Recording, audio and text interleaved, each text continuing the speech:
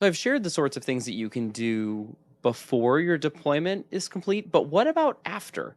Let's talk about an example that is queued off of your deployment being complete and some of the things you can do. So I just wrote this quick flow. It didn't take me an hour, which just shows more of the benefits of being able to enable low code, no code developers to manage ALM in their own context, right? So let's look at some of the actions I have here, and then we'll talk about some additional actions you could do. So the first action that I have here is, so once the deployment is complete, what do I do? Well, what I do is I write a query in Azure DevOps, which is where we're managing all of our work items. And I'm going to look for, in this case, everything. If I'm moving from dev to test, I'm going to look for everything that is in review. That's what this query is going to take out. Go to Azure DevOps, write your own query that basically pulls in all the things that are, in this case, let's say, ready for testing. Then I have this list. Then I'm going to update my work item and I'm going to update it from in review to in testing.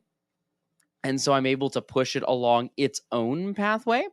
I'm going to create a work item called a task in this case for how my development team runs, and I'm going to assign it to the QA that says test such and such a story.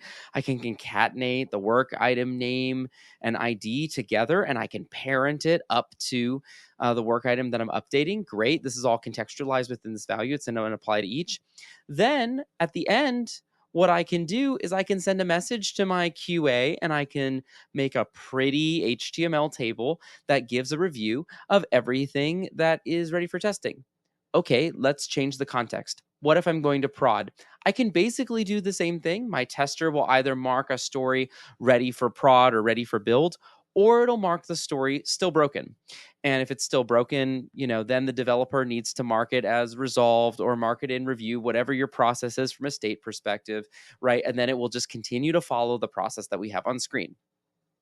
But what's great is I can, because I have this Azure DevOps query all ready to go, and I can make it into an HTML table. I can send an email to my users saying, "Hey, this is what we fixed. These are our release notes."